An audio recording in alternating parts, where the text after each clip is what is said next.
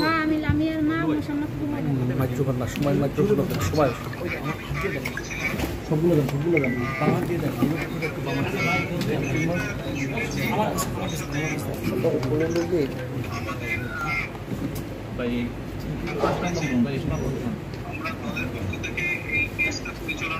যারা অন্যায় করেছে তাদের বিরুদ্ধে আমরা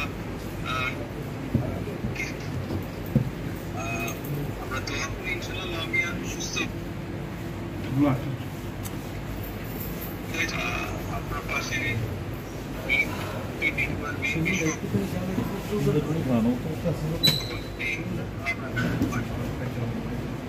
আমি সুষ্ঠু বিচার চাই। ডাক্তার যারা আছে, যারা ওখানে হসপিটালে তো দেখছিল, আমি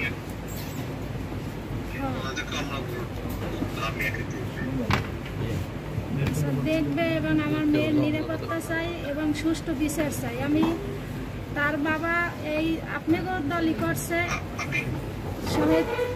শহীদ হয়েছে জুলাই স্মৃতিশোধ ফান্ড। অনেকবার যাই আটকা পড়েও কিন্তু লাস্টে এবার আটকা পড়লো না, তারপর তার প্রাণ গেল। এখন তার মেয়ের সাথে এই 8 মাসের সময় এই ঘটনা ঘটছে, কিন্তু আমি এই ধর্ষণকারীকে আমি ফাঁসি চাই। কারণ আমি সুষ্ঠু বিচার না পাইলে আমার এখনও 3 সন্তান, আমরা কিভাবে বাঁচবো যদি সঠিক বিচারই যদি আমি না পাই স্যার, তাহলে আমাদের আর বাঁচে থাকার কোনো উপায় নেই। কারণ আমাদের দুঃখে দুঃখে মরার সামনে একেবারে মরে যাওয়াই ভালো। কারণ আমাদের মেয়ের সাথে আজকে এই মেয়ের সাথে হয়েছে, কালকে ছোটো মেয়ে আছে, ছোটো মেয়ের সাথে হবে, এভাবে ধর্ষণকারী বেড়ে যাবে। যদি সুষ্ঠু বিচার না হয় তাহলে কি হবে? আর একটা কথা, আমার মেয়ে নিয়ে আমার হাজব্যান্ড নাই, মেয়েরে আমি আশা করছি আমার এই মেয়েই আমার সম্পদ ছিল, কারণ আর 2টা ছোটো। এখন ওই মেয়েরে লেখাপড়া করাই আমি চাকরি করাবো, কী করাবো, ওই মেয়ে আমার সংসার চালাবে। এখন আমার মেয়ের জীবন ধ্বংস করে দিতেছে। এখন আমার মেয়েকে কিভাবে আপনারা বাঁচতে দেবেন, এইটুকুই আমার দাবি। আপনি চিন্তা করবেন না, সারা দেশের মানুষ লামিয়ার পাশে আছে, দলের নেতাকর্মীরা আছে, আপনার পাশে আছে। পাশে তো আছে আমার এই স্বামীদের কালকের থেকে সারাদিনে সাক্ষরে থাকা। আপনার ঢাকার থেকে যাদেরকে পাঠাইছেন সবার নাম তো আর আমি বলতে পারি না, কিন্তু ভালোই আমার সহযোগিতা করতে, সার্বক্ষণিকই তারা আমার খোঁজখবর রাখতে আছে।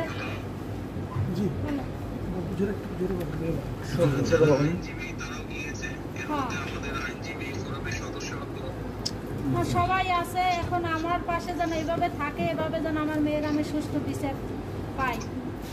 কারণ আমি এই 24 ঘন্টার ভিতরে একজন ধরা পড়ছে, আর একজন আমি ধরে যেন একে শাস্তি এবং শাস্তিপ্রাপ্ত দিয়ে আমার মেয়ের যেন সঠিক, আমার বাবা তার বাবার আত্মাও যেন শান্তি পায়। কারণ তার বাবা 8 মাস গত হয়েছে, তার মেয়ের সাথে তার বাবা আত্মা যেন শান্তি পায়। তার মেয়ের সাথে এই ঘটনা কেন ঘটলো?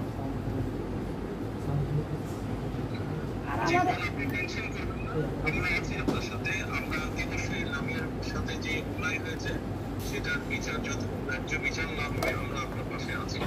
আমার বাবার বাড়ি থেকে আজকে 10 বছর ধরে আমার ভাই ওরে নিয়ে আসছে। আমরা এই সময় বাবা থাকতে বললে ক্লাস 2তে পড়ে, আজকে এই দেখেন আর 10-11 বছর হয়ে গেছে আমার বাবার বাড়ি থেকে। এতদিন কোনো ঘটনা ঘটলো না, এই মঙ্গলবারে 18 তারিখে এই ঘটনা ঘটলো। কেন, কিসের জন্য ঘটলো?